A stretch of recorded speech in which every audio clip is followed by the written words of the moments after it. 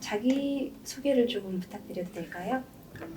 네, 안녕하세요. 저는 신천지에서 6년간 있다가 예안상담소에서 상담을 받고 계시만 양희정입니다. 네. 우리 형제님께서 혹시 신천지 안에서 맡으셨던 직책도 있으셨나요? 네, 봉사교통부장을 맡아서 일했습니다. 네. 어떻게 하다가 신천지에 가시게 되신 거예요? 길에서 이제 과제를 도와달라고 접근을 했었고, 나중에는 성경 공부를 통해 제 삶을 바꿔주겠다고 이야기했습니다. 네. 길거리에서 포교를 당하신 거네요.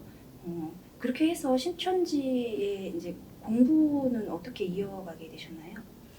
대학교 때 절친이었던 친구가 있는데 그 친구가 이미 신천지인이었고 그 친구를 이제 제 옆에 붙여주면서 관리와 감시를 하게 했습니다. 뿐만 아니라 제가 센터에서 공부하고 있을 때 제 친인척 정보를 파악한 신천지는 그 안에서 이미 다니고 있는 큰엄마와 사촌동생을 저에게 연결시켜 주었습니다. 그리고 이제 큰엄마와 사촌동생은 저한테 이곳이 절대 이상한 곳이 아니다 라고 하면서 저를 이제 안심을 시켜 주었고요. 그리고 틈틈이 이제 전화 연락을 하면서 어려운 점이 없는지 확인하고 제 상태를 감시하면서 보고까지 했던 것 같습니다.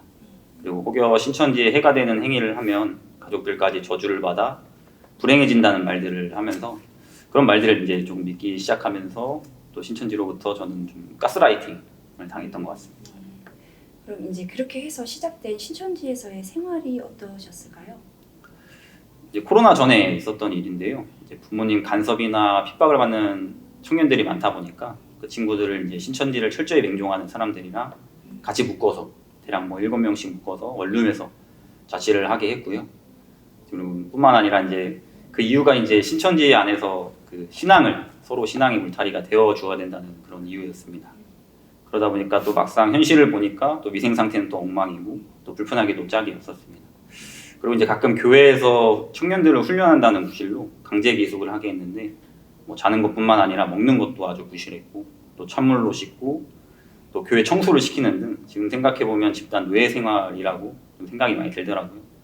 또 왜 그렇게까지 생각을 하게 됐냐면은 하루 일과를 이제 미리 보고하게 하고 그런 것들을 이제 끝날 때쯤 이제 점검을 해가지고 보고되지 않은 일정을 하거나 이제 보고한 일정을 이제 하지 않았을 때는 막 소리를 지르고 욕을 하는 것도 다반사였습니다. 그리고 이제 가족 행사를 만약에 가족 행사로 이제 일정을 소화하게 될 때는 그 행사에 대한 어떤 목적, 뭐 장소, 참여 인원에 대한 정보까지도 다 보고하게 했습니다. 네, 요즘 같은 시대에도 아직도 그런 집단이 존재한다는 것 자체가 참 놀라운 일인 것 같아요. 형제님께서 혹시 신천지 안에서 헌금을 요구받았던 적은 없으세요? 생각나는 대로 말씀드리겠습니다. 다 아시겠지만 이만희 씨 법정 소송을 위해서 2020년에 변호사 섭외를 해야 된다고 예배 시간 때 이제 전체 광고를 통해서 이제 헌금을 요구를 했었고 그 당시에 저도 이제 49만 원이라고 하는 금액을 냈었습니다.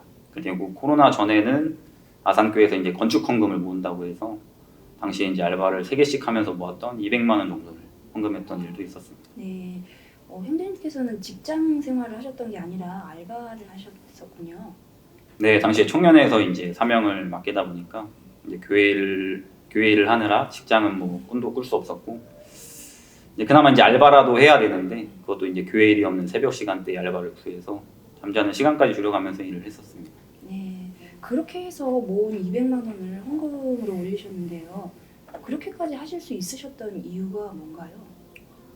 아무래도 강조하는 게 이제 성경이 이루어진 실상을 이제 사진이랑 또 영상을 보여주면서 그런 어떤 믿음에 대한 부분들을 또 헌금으로 이제 달아보기도 하다 보니까 그렇게 좀 했었던 것 같아요. 그리고 이제 국민이 나라에 세금을 내는 것처럼 아니 신천지인이라면 당연히 헌금을 내야 되는 게 당연한 거 아니냐 이렇게 얘기를 하다 보니까 어떻게 해서든지 좀 헌금을 내려고 노력했던 것 같아요. 그리고 뭐 뿐만 아니라 이제 그 안에서도 뭐 내는 사람도 있지만 사실 이렇게 11조나 헌금 등을 잘 참여하지 않는 청년들이 있는데 또 그런 것들은 이제 또 참여율을 또 비교해가지고 그 맡고 있는 사명자가 혼나지 않기 위해서 대신 사명자가 내주는 경우도 있었습니다. 네. 헌금을 다른 사람이 대신 내서라도 채워라 이런 것 같아요. 형제님께서는요 아직 결혼식은 하지 않으셨지만 이미 혼인 신고를 하신 것으로 알고 있어요.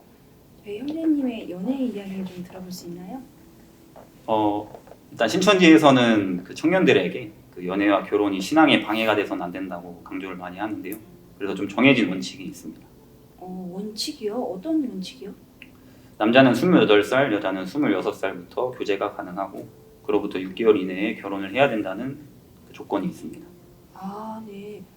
혹시 그런 원칙이 좀 이상하게 받아들여지지는 않으셨어요? 아무래도 이제 그 안에 있다 보니까 이제 신앙이 최고의 가치라고 생각을 했었고 또 모든 것이 신앙에 유리한 쪽으로 이해가 되고 또 당연하다고 생각을 했던 것 같아요. 네. 그럼 형제님께서도 원칙대로 28살 때부터 연애를 시작하신 건가요? 근데 저도 8살 때부터 연애를 시작했습니다. 네. 뭐 사실 프로그램이 입력된 기계 인간들도 아니잖아요. 너무 놀라운 일인 것 같아요. 그게 뭐 항상 누구나 이게 딱딱 맞아 떨어지는 건 아닌데 그래도 그 안에서 대부분 그렇게 하려고 최대한 노력들을 하고 있습니다. 네. 그러면 이제 연애를 시작하셨으니까 결혼을 하셔야 되잖아요. 그럼 형제님께서는 결혼하시기까지의 과정에 어떤 일이 있으셨는지. 그 결혼으로 가기까지 과정을 이제 신천지와 다 의논하고 또 신천지 일정과 형편에 맞춰서 정하게 되었던 것 같습니다. 근데 그런 일은 신천지와 상의해서 결정하는 것이 아니라 부모님과 상의해서 정해야 되는 일이 아닌가요? 이제 신천지 안에서는 자연스럽게 그렇게 되었던 것 같습니다. 더군다나 교회 총무가 이제 제게 혼인 신고를 몰래 하라고 이제 지시를 해서 그렇게 하기도 했었습니다. 몰래요? 부모님 몰래 혼인신고를요? 혼인신고를 먼저 하셔야만 했던 이유가 있었던 거예요? 당시에 이제 여자친구 부모님이 이제 상담을 준비하고 있는 것 같다면서 저랑 이제 혼인 신고가 되어야 여자친구가 상담을 받더라도 신천지가 지켜줄 수 있다고 이야기를 했었습니다. 근데 지금 생각해 보면 그때 만약 여자친구가 부모님으로 인해 상담을 받더라도 이제 저랑 혼인 신고가 되어 있으면 아무래도 이제 신천지를 쉽게 빠져나갈 수 없다고 생각했던 것 같아요. 뭐 목적을 위해서는 뭐든 하는 것 같네요. 네, 맞아요. 그 혼인 신고에는 그 혼인을 위한 보증인을 적는 게 필요한데 그 자리에 이제 양가 부모님 이름이 아니라 신천지인의 이름을 적었었거든요. 근데 적으면서도 잠깐 이게 맞는 건가라는 생각을 하기도 했는데 그래도 신천지에서 지시한 것이니까 따르면 된다는 생각을 더 크게 했던 것 같습니다. 근데 지금 생각해 보면 이렇게 이상한 일들이 그 안에 있을 때는 왜 아무렇지 않게 느껴졌던 것인지 저도 뭔가 홀린 듯한 생각밖에 안 들더라고요. 네, 맞아요. 형제님께서는요, 저희 예안 상담소에 오시기 전에 이미 한 차례 다른 상담소에서 여자친구와 같이 상담을 받으신 것으로 제가 알고 있는데요. 어떠셨나요? 네, 정말 좀 부끄러운 이야기인데요. 네. 그 상담사 분이랑 그 여자친구 식구분들을 감쪽같이 속이고 또 거짓 회심을 연기했었습니다. 거짓 회심을요? 어떻게요? 사실 이것도 이제 신천지에서 좀 구체적으로 지시한 내용인데요.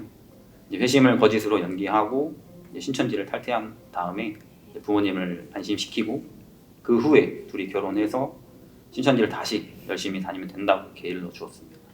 네. 거짓 회심을 연기를 하셨는데 연기를 어떻게 하죠? 뭐 총회장 욕도 하고 뭐 속아서 분노도 터뜨리고 뭐 필요하다면 신천지에 연락해서 제명 절차도 밟고 회심한 사람들이 할 수 있는 모든 것들을 하라고 일러 주었습니다. 네, 뭐 놀랍네요. 그렇다면요, 지금 저희 입장에서 이 형제님께서 정말로 회심을 하셨는지 어떻게 저희가 알 수 있을까요? 그리고 이제 제가 정말 궁금한 것은 형제님께서 결정적으로 어느 부분에서 회심을 하시게 되셨는지 좀 들어볼 수 있나요? 이만희 씨뿐만 아니라 신천지에서 집화장도 아주 대단히 여기고 있거든요. 근데 우리 집화 사람들은 좀 더 그런 모습들이 많이 보였던 것 같고 근데 이제 우리 집화장이 사실 사석에서 그 이야기한 것을 녹음한 파일을 이제 듣고 깜짝 놀랐습니다. 그 이만희 씨의 증거가 틀렸다고 그 녹음한 파일이었거든요. 이제 틀리니까 자꾸 고칠 수밖에 없다라고 집화장 스스로가 얘기를 하더라고요. 그래서 그 말을 듣고 좀 어이가 없다라는 생각을 많이 했었습니다. 그리고 이제 다시 한번 제가 신천지를 왜 가고 왜 믿게 되었는지에 대해서 그 기준들에 대해서 이제 또 명확히 이제 상담소에서 얘기를 해주시다 보니까 그런 것들을 기준에 맞게 부합하는지 하나하나씩 좀 확인시켜 주시는 과정들이 있었고 그 과정을 통해서 이제 신천지가 거짓이라고 하는 것을 알 수가 있었습니다. 그리고 이제 저랑 여자친구가 신천지에서 시키는 대로 너무 철저히 연기를 하다 보니까 사실 저희가 어떻게 해도 믿지 못하실 수 있을 것 같다는 생각이 들어요. 그래서 저는 필요하신 분들에게 신천지 내부 자료를 모두 제공하고 공개를 했습니다. 그리고 특히 제가 있는 지역에 신천지에 대해서 궁금하신 분들이 계시면 언제든지 연락 주시면 최대한 알려드리고 협조하도록 하겠습니다. 네네, 맞아요. 이미 저희 상담소와 또 기타 다른 필요한 곳에 많은 정보를 제공해 주셨어요. 너무 감사합니다. 신천지 안에 있으시면서요, 같이 고생하셨던 사람들 있잖아요. 많이 생각나실 것 같으신데요. 어떠세요? 그 신천지를 나간 사람들을 아예 원래부터 좀 문제가 있었던 사람이라고 이야기하면서 그 사람들이랑 만나거나 접촉하는 사람이 있으면 이제 그 사람을 이제 교회에서 못 들어오게 하거나 또 강력하게 통제하는 것들을 늘상 봐왔기 때문에 사실 마음이 조금 복잡합니다. 네. 감사합니다, 형제님. 더 듣고 싶은 이야기가 정말 많은데요. 다음을 기약하기로 하고요. 마지막으로 정말 하시고 싶으신 말씀 있으시다면 한 말씀 해주시겠어요? 저도 이렇게 회심하고 나니 신천지인으로서의 저가 낯설고 어색하기만 합니다. 왜 그렇게 생각하고 살았던 것인지에 대해서 홀린 것 같다는 생각밖에 안 들더라고요. 그래서 신천지가 시키는 대로 또 아무 생각 없는 사람처럼 그렇게 또 시킨다고 다 했었기도 했었고요. 그리고 저와 여자친구가 이제 신천지에 빠진 걸 알고 부모님께서 굉장히 노심초사이셨고 또 그런 저희들을 도와주시기 위해서 상담까지 받게 해주셨는데 이제 거기서도 이제 그거를 모르고 신천지 지시만 따르면서 이제 회심을 이제 거짓으로 연기했던 어떤 제 자신을 생각하면 진짜로 좀 부끄럽기 짝이 없습니다. 정말 뭐라 말씀드리기가 조금 쉽지는 않지만 그런 이제 제 자신도 사실 이제 이렇게 보기가 쉽지가 않은데 이제 그런 것들을 모두 겪으셔야 됐던 이제 부모님의 어떤 상처와 마음에 굉장히 좀 죄송하다고 말씀드리고 싶고 또 그 방법에 대해서는 아직까지 좀 찾고 있는 것 같아요. 그래서 좀 참여하는 마음으로 앞으로 신천지가 무너지는 일에 온 마음과 힘을 좀 다하도록 노력하겠습니다. 네. 너무 안타까운 사연을 말씀해 주셨어요. 그렇지만 그래도 이렇게 용기 내셔서 신천지 내부 사정을 잘 공개해 주신 선생님의 용기에 제가 격려의 박수를 보내드립니다. 오늘 너무 감사드려요. 네, 감사합니다.